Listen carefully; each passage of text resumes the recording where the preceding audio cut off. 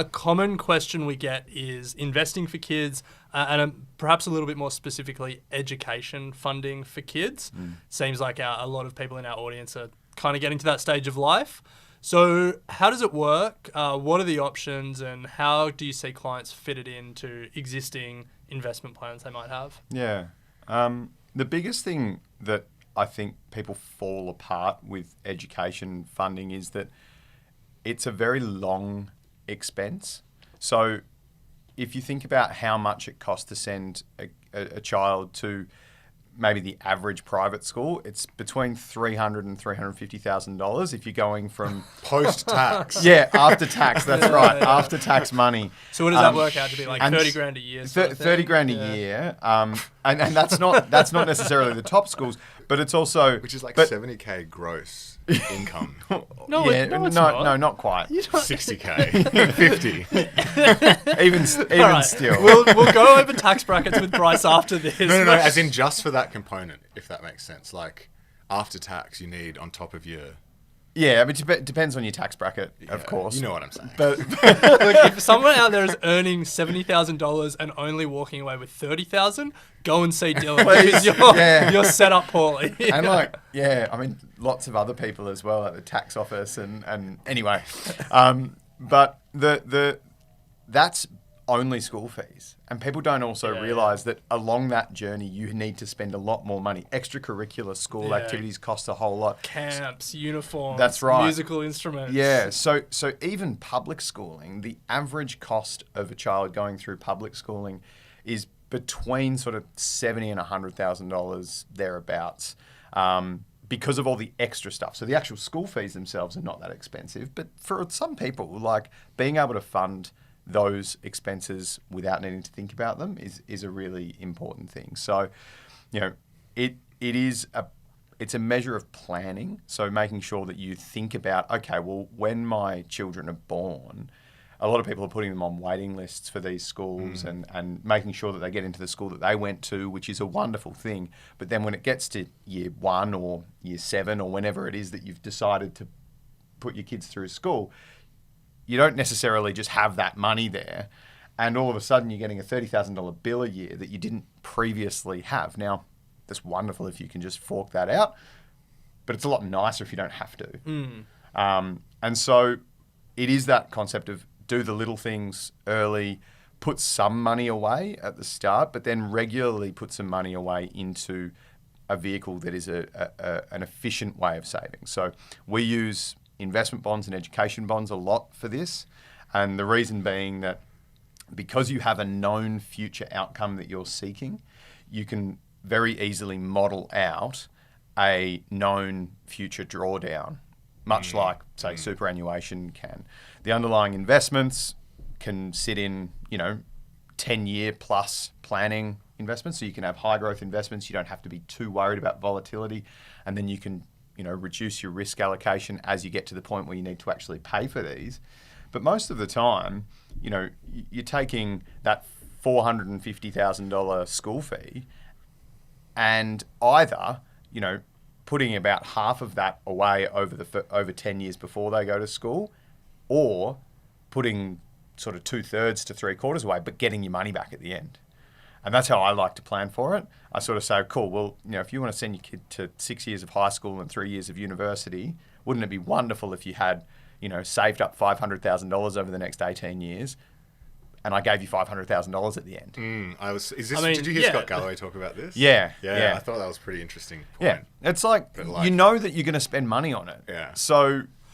Hold on. For people who are now on the edge of their seats, what was the point? So he wasn't... He just came out and said, I see a lot of people get so stressed about sending their kids to private school, and inherently the reason they want to do it is because they feel like it's going to give their kid a more secure future when they finish.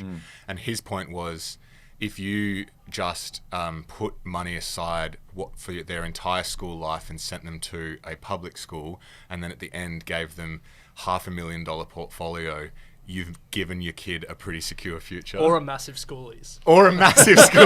That would be quite a school. Obviously, there's a lot of intangible things that like go with private schools and whatnot, but that was kind of his point. He's like, if the end goal is security, you could flip it and think about it. Well, differently, this is another thing that we talk about, right? So a lot of parents will want to, give their kids a deposit for a house or plan for something like a gift at 21 or 25 to give them that as well. This is a really wonderful way to set that up, build that over a journey of schooling and whatever it is. But then that remaining amount, that's just your savings that you would have given them anyway.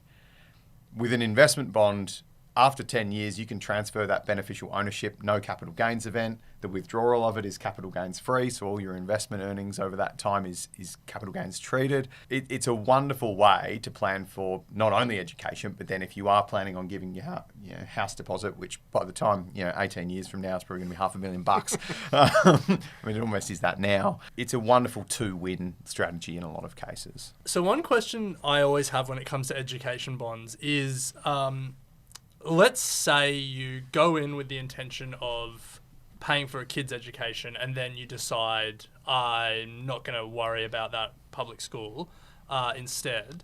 You then get all the tax benefits still, even without spending it for that purpose. Yeah, absolutely. And hold on, if I take that example a step further, if I just say I'm saving up for my kid's education, but secretly I'm not, you just get all the tax benefits anyway? Yeah. I mean, you don't need to use these for education. So it's great. So why don't more people use them? Well, why aren't we using them now? Capital growth? Well, I mean, because you can invest in whatever you want. Yeah, like a lot of our clients will just have like a Vanguard high growth underlying. Oh, it's just a wrapper. It's just a tax structure. So why aren't we doing it? Because the reason we turn is the because mics you off? don't. No. These are totally legal. We set them up for people who are saving for themselves as well. Yeah. But there is a lot more discipline that's built into them. So let's say, for example, you put a $10,000 starting balance in, right? Now, in that first year, you can contribute as much as you like. So $10,000 and maybe you put $500 a month away. So $16,000. The following year, you can only contribute up to 125% of what you've done the previous year. So let's say my plan is to contribute $500 a month over that time. Second year, we only contribute $6,000. That means the following year, the most we can do is 125% of that $6,000. Now, if you don't contribute in a year, you can't contribute anymore. Oh, that's it? That's it. Well, if you don't contribute the full 125? Or No, just anything. Yeah, so if you go down to 2,000, that means the following year, the most you can contribute is 125% of 2,000. So the reason that they're not useful as used for everyone is because you need to have a very strict... But if you're just dollar cost To be honest, this isn't turning me off it. This is turning me on it. Yeah, I mean, that's it. And for... we will use them not only for education purposes, we'll certainly use them for people that have future outcomes. Like early retirement is a wonderful reason to use one of... Like, why isn't everyone in the FIRE community talking about these? Well, maybe they don't know about them. They've only relatively recently come back on trend. Okay. How do we set them up? So there's a number of different providers that you can use. Feel free to reach out. Try not to mention products specifically on the podcast, but feel free to reach out. Understand it. It's much like opening an account with someone. The thing I would stress with that is because there are a lot more rules around it, and there's penalties for withdrawing the money early. So that's the other thing. You might be 6 years into something, and then all of a sudden you've got this big unpaid tax if you need to pull that money out.